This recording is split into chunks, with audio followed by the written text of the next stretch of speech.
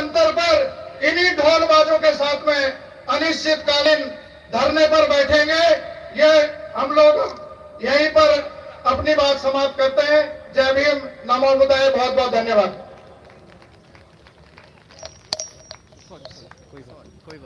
अगला वक्ता के रूप में डीयू प्रोफेसर रतन लाल जी से गुजारिश कर रहा हूं कि हम आए, और मैं आप सभी श्रोतागण से आग्रह करता हूं कि आप तालियों के से स्वागत करें। रतन लाल जी, दिल्ली प्रोफेसर, डीयू से। शुक्रिया आप सभी का, सम्मानित मंच और जितने सभा में साथी भाई बहन हैं, आप सबको जय भीम। मैं आज श्रोता की तरह में बैठ कर सुन रहा था, कभी कभी सुनने में भी मजा आता है। तो काफी बातें हो चुकी हैं, हमारे साथी हमारे से पहले के जो वक्ता हैं वो काफी कुछ बात कह चुके हैं। मैं किसी पॉलिटिकल पार्टी का मैं सदस्य नहीं हूं और यहां न किसी संगठन को रिप्रेजेंट कर रहा हूं। एक प्रोफेशनल इतिहास के छात्र होने के नाते, एक एक्टिविस्ट होने के नाते यहां पर मैं बोलने आया हूं।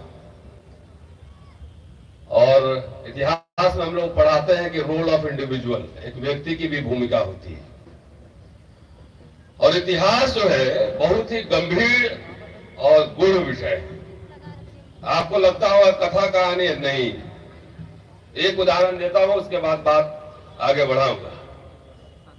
सरकारें अगर बदलती हैं, चाहे केंद्र में हो चाहे राज्य में हो, कहीं भी सरकार बदलती है तो सबसे पहला काम करती है सरकार क्या?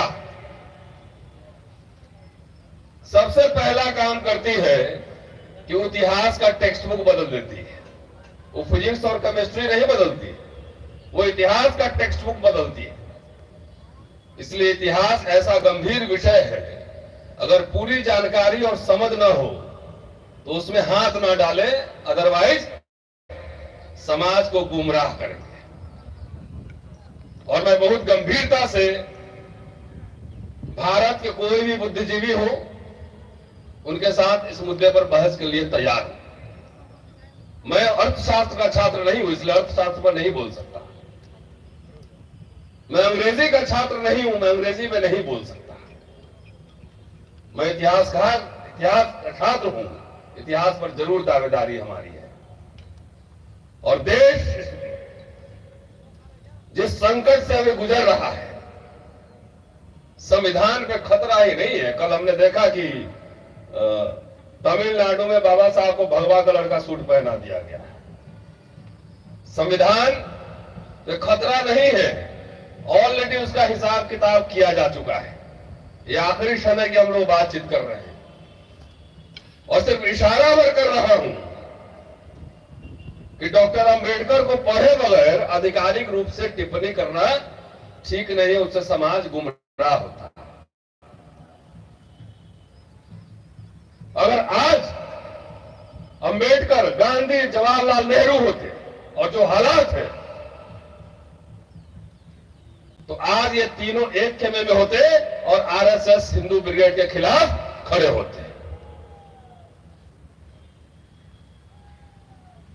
भाई मोदी जी कह रहे हैं 70 साल में क्या हुआ, तो 70 साल में जो हुआ था कि हम लोग सब सफेद सफेद कुर्ता पजामा शर्ट पैंट पहन के बैठे हुए, तो वो आपके शत्रु नंबर 1 हो गए।